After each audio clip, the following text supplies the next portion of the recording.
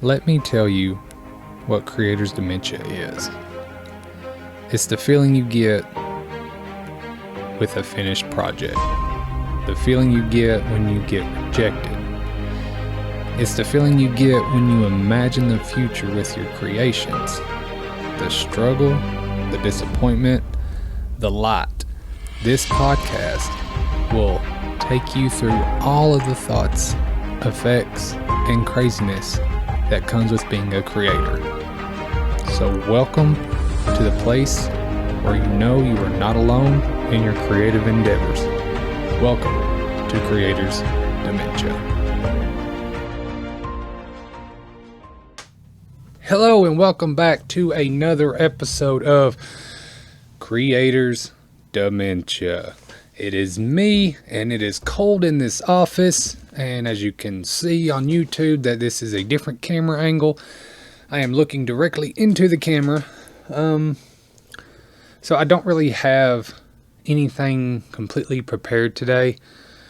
Of course, last week was Christmas, so it was hectic, it was nuts, it was insane, so I hadn't really scripted anything for this episode, but I know that I've got to get it out. I've got to record before Friday, because I've made a promise to myself that I will do this. So here I am on a whim, with my cell phone pulled out next to me to talk about a certain topic that a good friend of mine named Frank brought to my attention, and I'm going to do.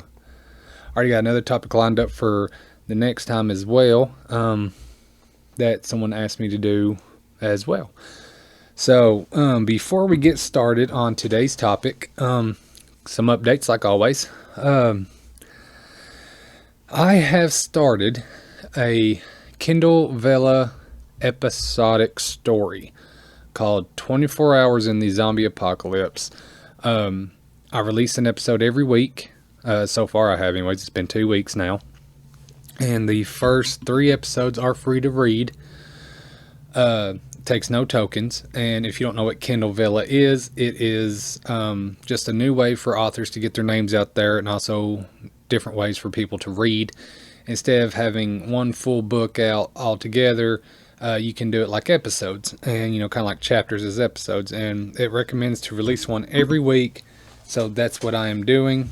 Every week I am going to write and produce an episode, and my editor Jay is going to help me out with it. And she was my editor for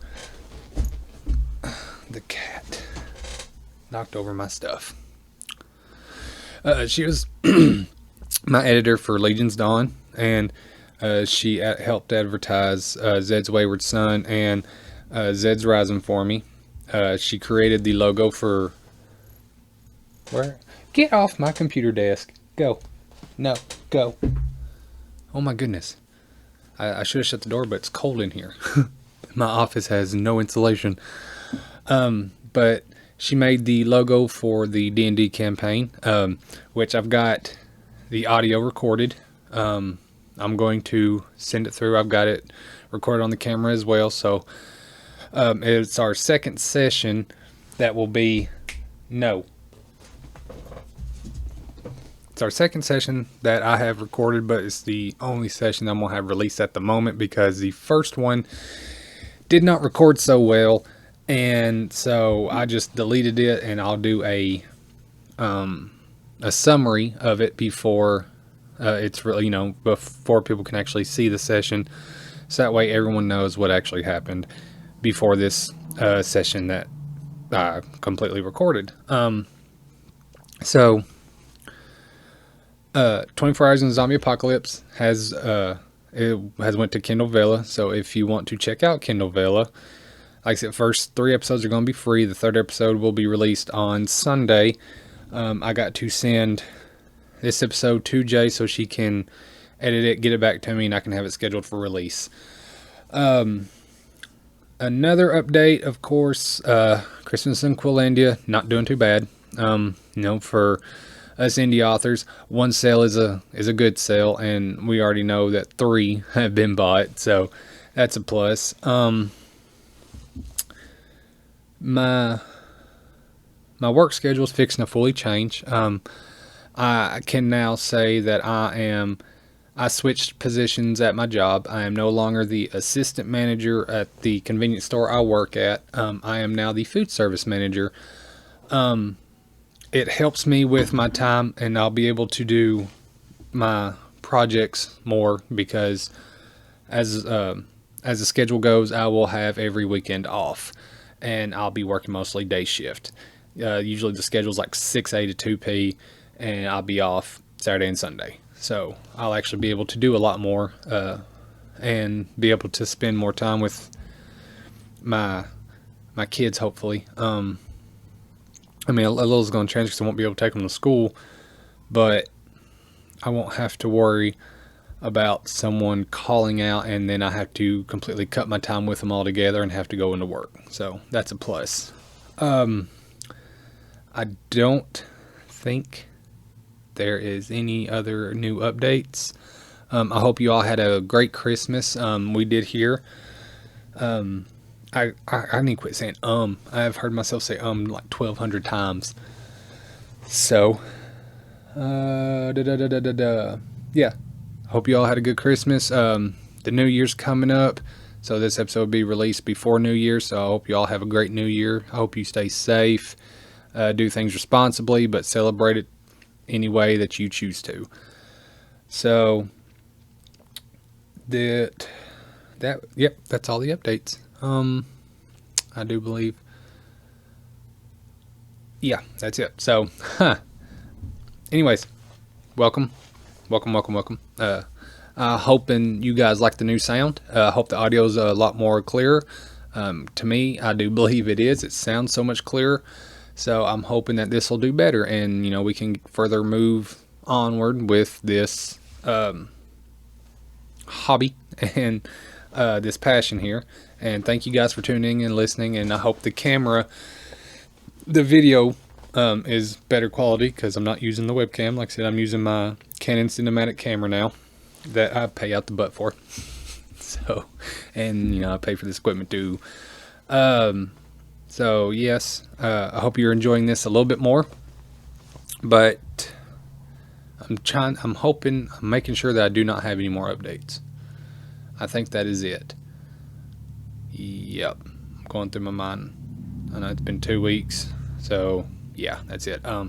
So the Wayward's Guild podcast, which is the D&D campaign, will be on the YouTube channel, the Hidden Hollow Productions YouTube channel, along with my Creator's Dementia podcast. And for those who have was actually listening to the Other Side of Shadows, get down off my desk. I don't understand it. That's why I have this office. So they quit climbing on my desk, but yet when I had the door open, the cats are there.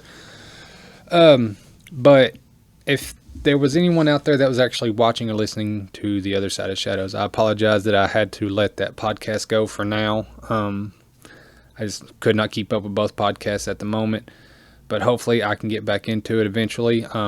It might have to be just on YouTube. What? Oh, that's my bracelet hitting that. I was wondering what that noise was. But I do actually have one video on my computer that I need to put on there, to put on YouTube, because I did interview a paranormal investigator. I just have not been able to get to it. But that will appear. And then, maybe I can do a little bit of The Other Side of Shadows here and there. So that way, I can kind of keep it going, at least through YouTube and through the Hidden Hollow Productions YouTube channel. Because it is a media channel, and I'm trying my best to broaden it. And that's why I'm bringing in gaming. Example, Dungeons and Dragons. But yeah, hopefully I can have that thing released within the next couple days. I've got the audio pulled up on my computer. Listen to it. I'm going to have to divide that. I'll probably have to divide the second session that I recorded into 2 parts because it is 2 hours long. And I'm pretty sure nobody's going to watch it for 2 hours or listen to it for 2 hours. So I'm going to try and divide it the best way possible. Hopefully I can actually do it properly and it won't be weird or sound horrible. Anyways, okay, that is it for the updates.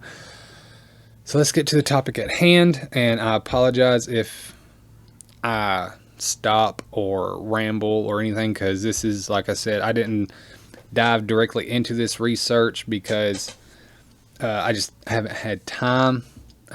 Christmas was chaotic, but it was fun. So, and I don't want to skip a week on Creator's Dementia because I'm really trying to get it going.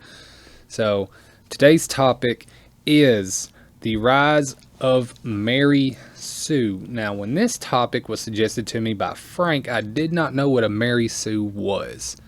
Apparently, it's a very popular term, derogatory term at that, but it deals with characters. I think it was mostly brought up in fan fiction a long time ago.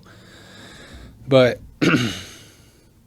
a Mary Sue is generally seen as a female character without any significant flaws who experiences no personal or emotional development over the course of a story.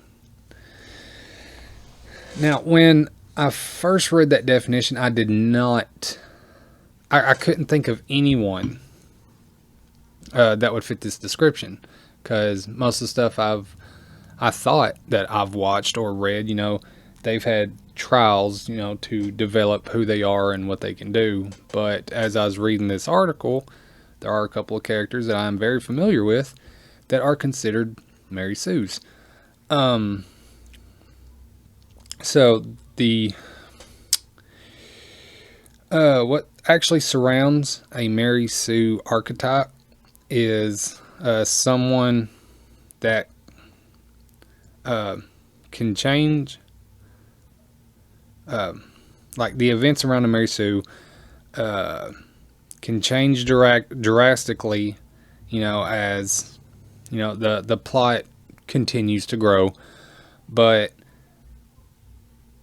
most of the problems are like too easy. They have no difficulty overcoming any type of problem, and there's like frankly, no personal gain when it comes to these characters. It's kind of like, everything is handed to them without hardly any effort. They can literally just go through the entire story of being the ultimate hero. No struggles. They could possibly have a tragic backstory that can kind of make them seem more relatable. But the fact of the matter is, if they don't have that struggle throughout their entire story, then I need to quit hitting that. Then it's not going to be as what's the word I'm looking for? Oliver, what are you doing? Quit. It's not going to be as intriguing. That's what I was looking for. But if I don't quit saying I'm going to smack myself. I've got to stop. So a Mary Sue is typically like a beautiful, to the point where multiple characters in the story are like falling head over heels in love with the character. There's no flaw. It's just pure perfection, and kind of like as soon as they see them walking down the street or coming out of a store or anything like that, it's just bam, they are falling in love, and they can't think straight, can't do anything. It's just all about the Mary Sue character. So the funny thing is, usually with a Mary Sue character, with someone who falls in love with them, there's really actually nothing very interesting to provoke that kind of emotion from another character to the Mary Sue. It's just what the writer puts. Like, let's say, I'll say it again. So let's say the main character's name is Felipe, I guess. I don't know. Walks into a store, and it's full of all these other NPCs, and then all of a sudden the side character / other main character just looks up and just has tunnel vision towards Felipe, and everything in their mind and in their body is just like, oh, I gotta have it. Even though there's really nothing interesting about this Mary Sue character, it is all just what the writer sees and is not actually thinking about it. We'll say basically it's a boring character that was sculpted out of marble from a famous sculptor. You know, there's no personality, no definition. You know, it's just a pure figure, and all that's being drawn to them is the way that they look. You know, and the people that are obsessed with looks. But you know, there'd be a little backstory to the Mary Sue, but it's more of a look at me. I'm here. I'm the main character, so you got to pay attention to me, and I'm perfect. That's boring. That's just pure boring. So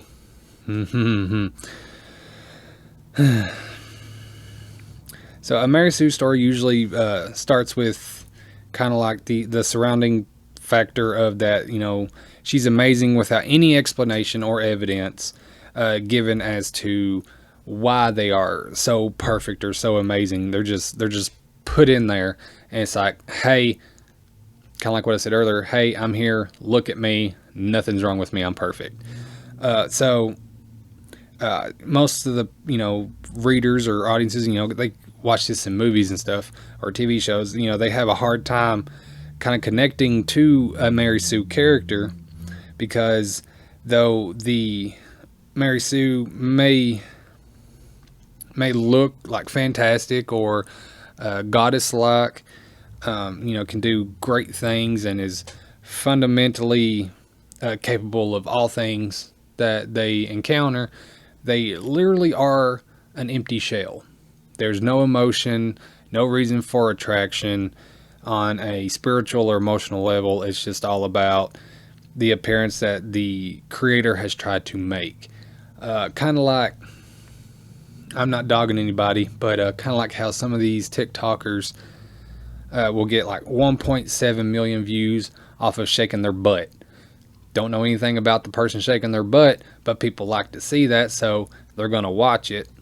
But yet there's nothing fundamentally grasping about that kind of video, except for the fact that people just want to get their jollies. But the some of the Mary Sues out there that you may have heard of, and I did not realize this, for the simple fact that I am a Star Wars fan. The Mandalorian is my favorite show. I have Mandalorian everything.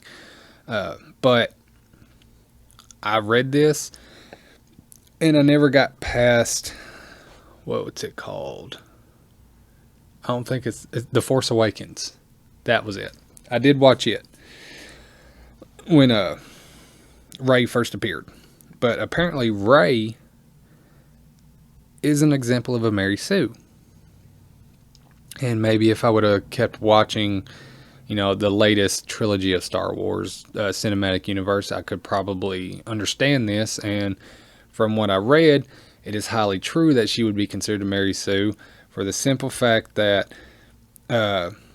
when Rey appears, you know, she has no training dealing with anything Jedi related, but she can wield a lightsaber like nobody's business already. She didn't have any training, but yet she possesses the skills to be that kind of Jedi to where they don't need training, which we all know. If you are a Star Wars fan, you know every Jedi out there has to have some type of training, because it's not easy. There's a whole guide to being a Jedi. When I was in high school, I played with lightsabers with friends, and I dual wielded a blue and a green, which we all know that blue and green have their own significant standard classification when it comes to Jedi. You know, you got Jedi Knight, you got a Paladin, you got a Master. But I know I'm getting off topic here, but I practiced with my lightsabers. It wasn't all natural. So for them to bring in someone into that cinematic universe that just automatically knows everything there is to know about being a Jedi with, you know, the skills and the fundamentals that it takes to use the Force and wield a lightsaber without chopping your own hand off, that is kind of Mary Sue-ish. And also, like I said, I didn't know this, but I read about it. She was able to fly the Millennium Falcon and master the Force, as well as engage in lightsaber combat without any type of coaching or training that there is. It was just a, hey, look at me, look what I can do, deal with it. That's a Mary Sue. But, I know as movie watchers, TV show watchers, readers, we love conflict. We like to see conflict evolve, conflict get resolved. We like to see the actual story arc just compelling, and bring us in. But, if with conflict, there's always some type of either deterioration or emotional growth or physical growth. That comes with conflict. But with the Mary Sue characters, there's no such thing. When they have conflict, their level of everything representing them just stays the same. So there's no growth. There's no sitting on the edge of your seat wondering if they're going to make it out of a situation. It's just the whole time they're okay, and they're going to be okay, so what's the point? Mary Sue's are horrible character obsessions. And it seems like the more I've read about Mary Sue's and some examples that articles have given me, it seems like the Mary Sue's out there are constantly getting pushed into different works and pieces and, movies and shows and books, I guess. So having a Mary Sue, see, this is going to be my problem now, because I am going to start paying more attention to certain aspects and, movies, TV shows, all this stuff, all the creative works. I'm going to start paying more attention to see if I can actually find or, spot a Mary Sue. I say, because if you're like me, you enjoy the journey, the ride. With most of the books I've read, I've not seen a Mary Sue except for one, which was actually mentioned in this article. But the thing is, I still enjoyed the books and the movies, but it's because I'm a fool for a backstory. I truly am. Like, a good backstory will draw me in, and I want them to get away from their backstory if it's like one of them depressing ones to where they had to fight to get where they're going. Now, the next one I'm going to bring up, that they kind of consider as a Mary Sue, I'm on the fence about it, because I can tell that, I'll just tell you the characters. They said Katniss Everdeen from the Hunger Games is a Mary Sue. I can kind of see it, but that backstory kind of plays in a little bit. She's good with a bow because she hunted food for her family. We don't know how she actually trained to do that. That could be part of the backstory. Like I said, I'm a sucker for backstories. I cannot help it. But she was also perfect in her own way. So, in all honesty, I don't see Katniss Everdeen as being a Mary Sue. This article says they are, but I don't see it, because I've seen her journey. I've seen her conflict. And if I'm wrong, let me know. If you think Katniss Everdeen is a Mary Sue, then tell me why. But I just don't see it. Katniss Everdeen is a remarkable character, and just the conflict alone of where she, offers herself up as tribute for the Hunger Games alone shows some developmental growth. Kinda. Cause she does her thing with protecting her family, feeding her family, and watching over her sister is, that's why she volunteered as tribute, so that way her sister didn't have to go to the Hunger Games. But when it comes to Mary Sue, they wouldn't really give a shit about something like that, because you know, they're their own form of perfection, so they really wouldn't give a damn about anybody else, including, you know, a family member. So if y'all believe Katniss Everdeen might be a Mary Sue, tell me why. I don't see it. And I enjoy the Hunger Games. Movies and books both. I still need to read the Ballad of the Songbirds. I can't remember. That's probably not the actual title, but if you know what I'm talking about, you get it. You get it. So, this next one, I agree with. This one, and it could be because I cannot stand the movies, except for, you know, a couple of fight scenes. But I hated the sparkles. Could not stand it. I appreciate the imagination. I really do. I give it to her. She is a good author, but the movies I cannot stand. But Bella Swan seems to be one of the biggest Mary Sues I've ever come across. And it's for the simple fact, what was that noise? I bet Oliver's back here again. But because the only thing that's actually wrong with her, besides her acting, is her clumsiness. You know, she's not so sturdy. But if you think about it, there was no growth with her character whatsoever. It's not like she hated vampires and werewolves and then grew to love them. She was just simply accepting of the fact that there are vampires and werewolves. You know, and that whole freaking love triangle was, I could not stand it. But everything that she done in the movies had no growth. None whatsoever. It was just, oh, Edward, you're a vampire. I love you. Oh, Jacob, you're a werewolf. I love you. But I'm going to go back to Edward because I think I love him more. But, you know, Jacob is a good friend.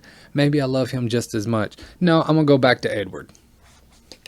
There was nothing whatsoever established growth with that character. Holy shit. She truly is a Mary Sue. Nothing whatsoever. I got excited. I'm sorry. It was just, that was a big realization there. Oh, I got choked on my spit. I apologize. Okay. I'm back. Whew. But yeah. I honestly believe that Bella Swan is the biggest Mary Sue I've ever seen. It could be because I haven't seen many of them, but truly, what part of her story or character grew within the entire Twilight universe? Not one single thing. She was just here and there, and Jacob fell in love with her. One of the kids at the high school fell in love with her because he was going to ask her to a dance. Edward fell in love with her.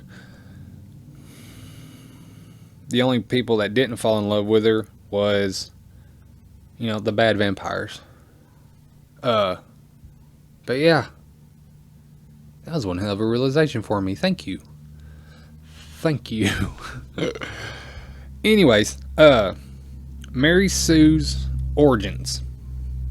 Now, the term was actually originated in the entire world of fan fiction.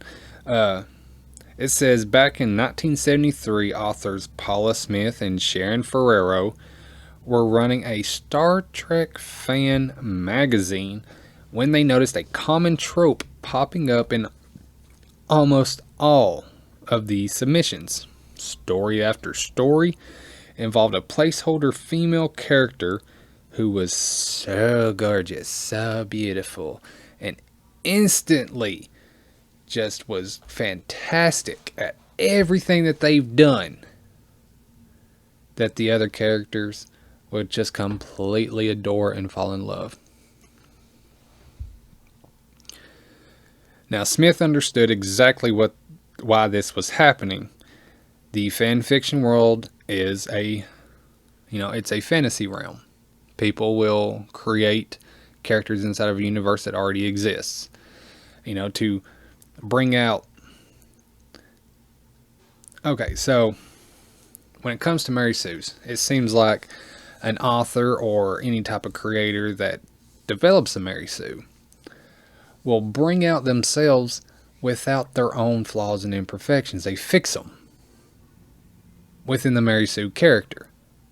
So that it is a high possibility that, with the fan fiction world, authors will bring themselves into whatever universe is they're pushing themselves into. They will develop a character that represents them without any of the discrepancies, their flaws, their insecurities, their damages, so they put that character as the main focal point in this universe. So, fan fiction, it's a fantasy, and, authors are more focused on living in the world that they love rather than creating a perfect character. Since Smith is an author herself, Smith decided to pen a tongue-in-cheek fan fiction of her own to poke fun at the trope, the Mary Sue trope.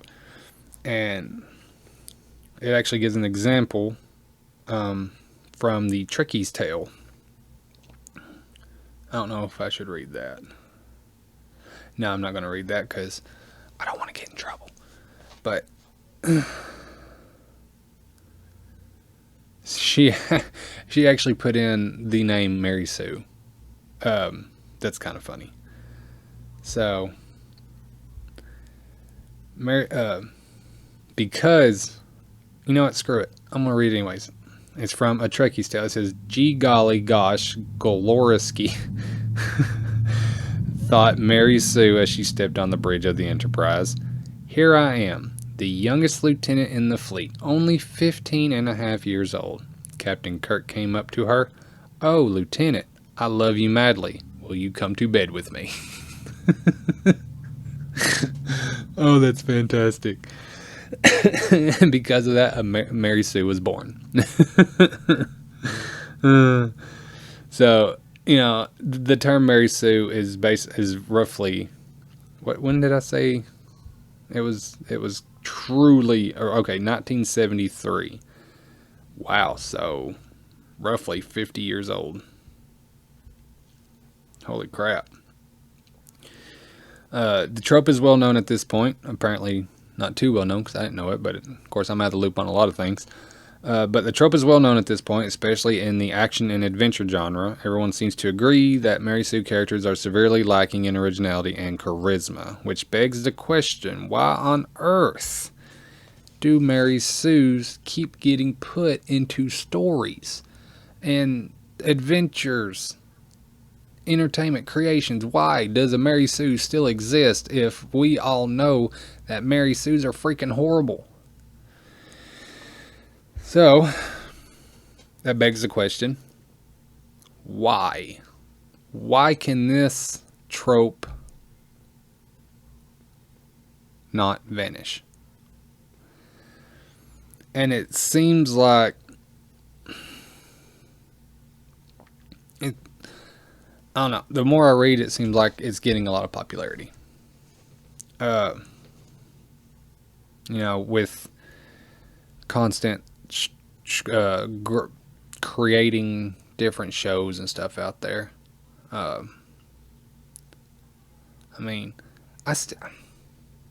was gonna say that all the services that provide any type of entertainment, fictional wise, they all have Mary Sues, but I don't see most of any of them I don't see Mary Sues a lot in with the things that I watch. Like I watch New Girl. Everybody there is not a Mary Sue whatsoever. I watch Cougar Town. They're all damaged. It's fantastic. I love that show. Of course, I watch The Office. Everybody there has problems. Parks and Rec. No one's perfect. We all know this. Parks and Rec is amazing. What's another show I watch? I started watching. Oh, what is that show? It's got that YouTuber on it named Miranda. It's like Haters Get Back or something like that. But no. No Mary Sue's there. I do watch Home Economics. Everybody's got problems. So there's not a lot of things that I watch that have Mary Sue's in them. So I don't know how popular that they truly are. So everybody seems like, it seems like everybody's got problems. I'm super glad that nobody's perfect in what I watch, because it makes me feel better about myself.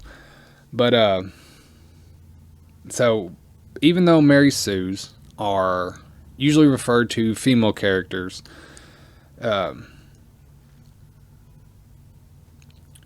know, they actually exist for the male aspect of characters. You know, they are usually called Marty Stews or Gary Stews. So these male characters, you know, are a lot like Mary Sue's. They are extremely attractive. People instantly fall in love with this person if they walk down the street. There's one of the examples that they say is a Marty Stu is James Bond, according to this article, is a Marty Stu. You know, he does have all these talents, all these skills, but he's also a CIA agent. So, I mean, I don't know. James Bond has had training. You know, he is the 007 agent. So it's not like he was picked up off the street and bam, he was James Bond. No, because, you know, there's some story to that. You know, he's been an agent for a very long time. I mean, there's been so many 007s, it's ridiculous. Daniel Craig, Sean Connery, Pierce Brosnan. I mean, you can't... there's some things in this article that I cannot relate to or understand. Except for the fact that, you know, every woman that he encounters seems to fall in love with him. I get that part. That part is a definite Marty Stu. I can see it.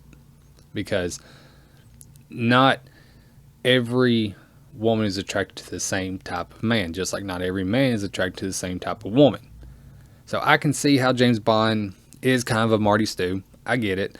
But it's not the fact that he is perfect at everything, because, you know, it's just the fact that the creator made him so attractive that all the fictional women around him just so happen to fall in love with him and need him for everything.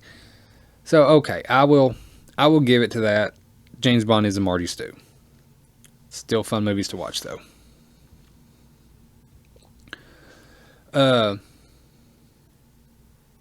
You know,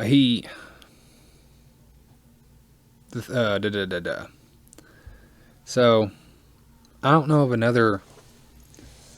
I didn't read or watch 50 Shades of Grey, so I don't know if Grey is a Marty Stu.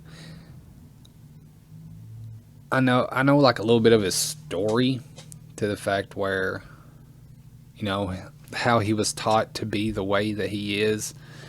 You know, I'm pretty sure it was illegal, and yet it's still one of the most, what do you call it, fantasized things that people have read. But he may not be a Marty Stu, because you know, I guess within the story he grew as a person, you know, and learned to, I guess, love one woman. And I guess, you know, the female character of that also learned to love him as he was. So I don't know. Like I said, I never read the books, never watched the movies. So maybe neither one of them are a Stu or a Sue. But there's a big question that remains about the whole trope and aspect of a Mary Sue, and that is the trope Mary Sue sexist? And it's not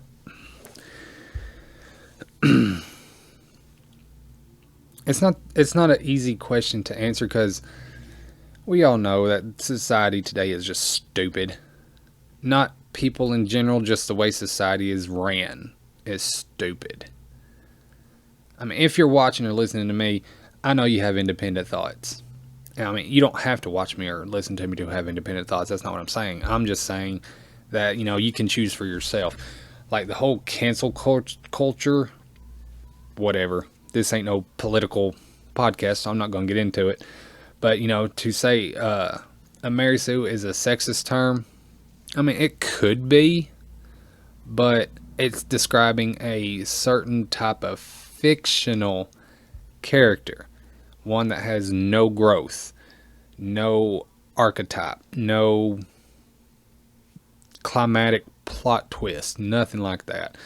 So, I mean, if you call a real life person a Mary Sue, okay, yeah, that could be sexist. Or calling a guy in real life a Marty Stu or a Gary Stu, okay, yeah, sexist. But, or it just could be a term of, what's the word I'm looking for? Just a derogatory term. I was going to say term of endearment, but that's not true. But, it seems like, according to this article, the people that, watch or read or listen to all these creative works aren't overly bothered by the handsome male action heroes who leap from buildings, and do the courageous things, but yet the female characters of this type of trope seem to stand out more. And it could be because women are more emotionally complex than men and have more diverse emotional needs. Maybe.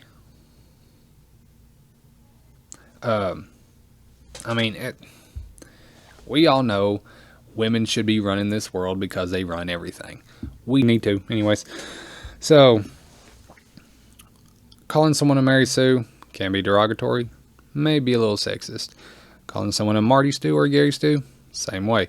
But the fact of the matter is, if a writer or creator creates a character to the point where they have no flaws, no growth, no fundamental conflict, to the point where they have to do something that's outside of their comfort zone in order to succeed in the whole story, then yes, that is a total Mary Sue / Marty Stu or Gary Stu. I mean, it's just true. Your character's got to have some type of relatable event throughout the entire story, so that way readers and the audience can relate to that character to make it more enjoyable and more to be drawn in. Get down. Thank you. So this so it says, here's another basic truth that all audiences understand, even if they won't admit it. Women not as physically strong as men. Seeing a woman best a man twice her size in a fight scene, although might be entertaining, hinders our suspension of disbelief. So I don't know. I don't know about this one. I love watching a woman beat the shit out of a big ass dude. I mean, strength does matter. I know this, but so does speed and skill. So if you got a horrendous meat suit of a dude buffed out from head to toe trying to attack a woman, and she can move so quickly that she can get behind him, twist his neck, break his neck, or punch him in the nuts, I enjoy that. That's awesome. And I won't say two words about it. And that is not a Mary Sue to me. That's just someone who knows how to freaking fight. Someone who knows how to whoop ass. Oh my gosh, Oliver. Get down. No, off my desk. We're not doing this. Go. Whew. I was trying to think of a guy character. I kind of almost wanted to say John Wick. Because John Wick kind of has some Marty Stu. He has a decent backstory, yes. But no, it can't be John Wick because he did grow a bit. He left the whole hitman thing, and then he got back into it because his dog got killed, and then he went against it. Yeah, so okay, John Wick, not a Marty Stu, even though he was a badass and had a lot of skills. He's not a Marty Stu. I really don't know. Besides James Bond, you know what? Let me go through this article real quick, see if they have, or I'll look it up real quick and see if something can pop in my brain about a Marty Stu.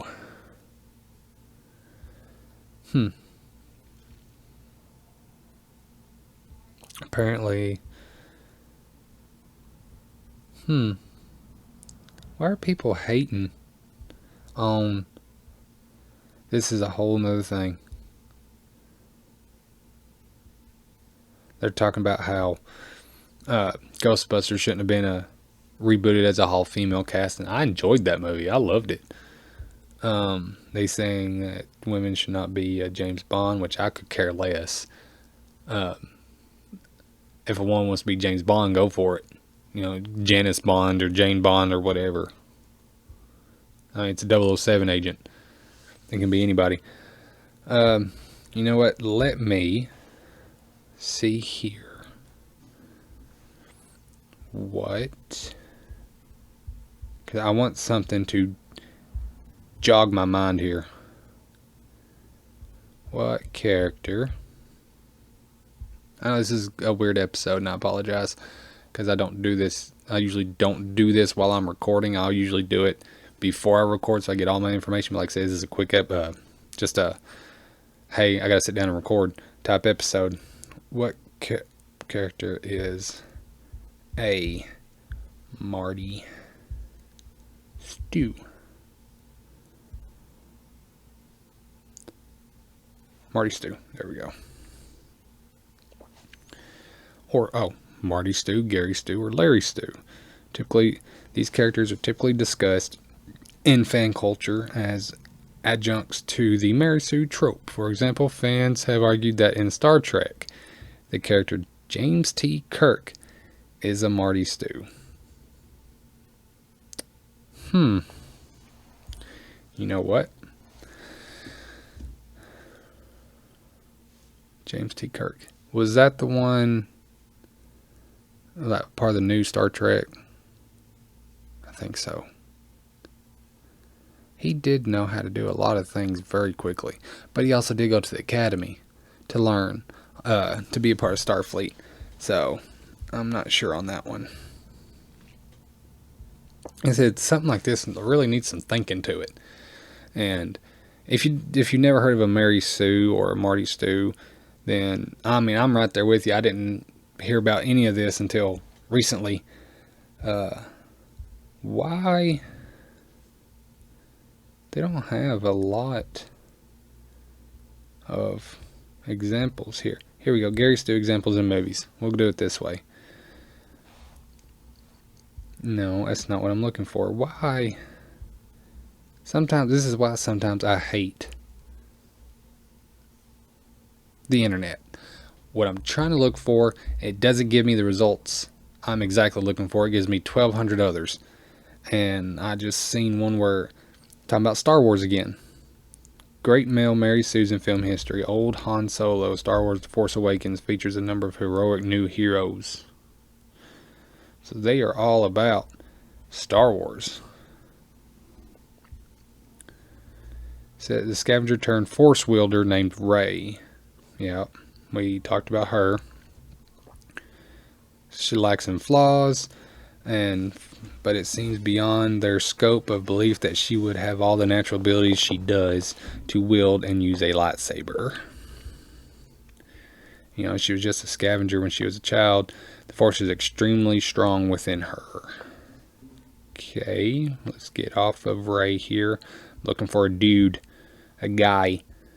Old Han Solo. Alright, let's see what this says. Star Wars The Force Awakens features a number of heroic new heroes, but perhaps the guy who got the biggest cheers in my opening weekend screening was an older friend. Literally elderly Han Solo. Judging by the franchise's timeline, the guy is comfortably middle-aged at best. Long past getting senior discounts. And okay, whatever. I'm not gonna... If he weren't such a boring Mary Sue, he would have at least had a little beer belly. A smidgen of arthritis. Strong aversion to that noise the kids today call music. But he is actually still a dashing hero. He can still jump from place to place even though he is old. His fighting was good. He was able to wrangle big monsters. So, and none of Chewbacca's fur is gray. That's fantastic. They mentioned James Bond here again. Batman. Okay. So after Bane breaks his back in The Dark Knight Rises, Batman gets healed up by amateur criminal doctors in a prison and never has to go to a chiropractor. Not once. Not even for the occasional therapeutic massage. And he's not doing yoga either. Okay. That's... okay. Aragorn. Same blood runs in the vein, yada yada yada. But this guy spends years just wandering around as a ranger, getting dirty as all heck, and then suddenly he's the leader of not only the Fellowship of the Ring, but various human and ghost armies. Well, we may buy that he can find healing herbs and blah blah blah. Where are we given evidence of training in being a general and a statesman? If he's blood heir, the weakest human king in history, why does he never get tempted by the One Ring at all? That is true. Aragorn was perfect. Of course, I have not watched any of the Lord of the Rings movies in such a long time. But that is true. He didn't have any flaws to my recollection. He was just the perfect soldier to aid Frodo and Sam and all of them. Pippin, Gandalf.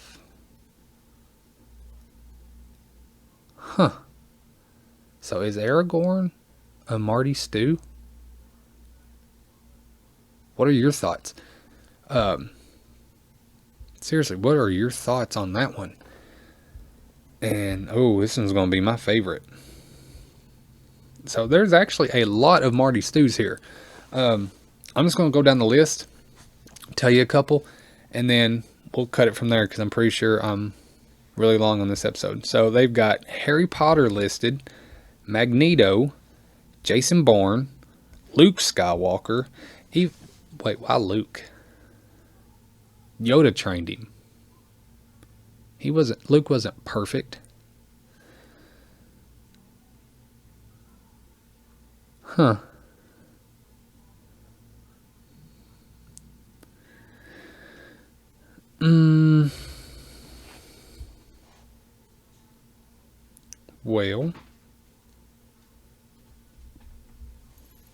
what are you doing? Okay, so, yeah. I mean, I don't understand why. Because, like I said, Luke got training. So why would he be a Marty Stu? Or a Gary Stu? Or a Larry Stu? He has not only a backstory, but he also had training. He wasn't perfect. And not everybody fell in love with him. I don't know. I'm gonna put a big X on that one. But anyways, yes, that is Mary Sue. Those are Mary Stu's, Marty Stu's, Gary Stu's, Larry Stu's. Thank you all for coming to this episode. I hope I did not bore you with my randomness. Hope maybe you learned a little bit. Hopefully you know now to stay away from any type of Sues or Stews, because that just makes the story horrible and boring, and no one can connect to characters that are just flawless. We ain't flawless ourselves. Nothing about us is flawless, and our characters should not be the same way. Even in Supernatural, God has his flaws. So take that into consideration. But thank you all for coming to this episode of Creators Dementia. I really appreciate it. And Oliver, if you do not stop, I apologize for randomly talking to my cat. He is being a butt, and I don't know why. I guess it's because he misses my chair. He used to, in the duplex, he would sleep in it all day, and now it's in my office and the door stays shut. He doesn't get to get in here as often, so he doesn't get to my chair. And he's the one that actually destroyed my chair. What are you chewing on? Stop. If you don't quit. Yeah, go away. I love my cats, but dang. Okay. I will let you all go now. I appreciate the eyes and the ears, and the cat's back running like crazy. Hope you all have a great new year. I really appreciate you coming in. The next episode will be scripted, I promise. I will write it all down, and I will stay focused, and I will stay on topic, and I'll make sure to completely do my research before I record again. But I hope you like the new setup. I hope you like the new sound. I hope you like the new video, the new visual. I really appreciate everything you do. I did start a Patreon. That is an update that I did not get to say. I did start a Patreon. It is patreon.com/creatorsdementia. So if you want to support the show financially, go to it and go for it. Just listening and watching and sharing, that's a lot of support for me, so I really appreciate it. You have no idea how grateful I am for the ones that continue to come back. And one day, I promise you, I will have my shit together, and it will be so much better. You've already noticed I'm slowly getting there. Just today's episode not scripted, so I was everywhere with it, and I apologize, but I still hope you did learn something. So thank you guys very much. Thank you all. None of my friends are Mary Stu's or Marty Stu's or Larry Stu's or Gary Stu's. You are all independent, climatic, awesome people that face everything that creators face, and we all know the struggle, and we all grow from it.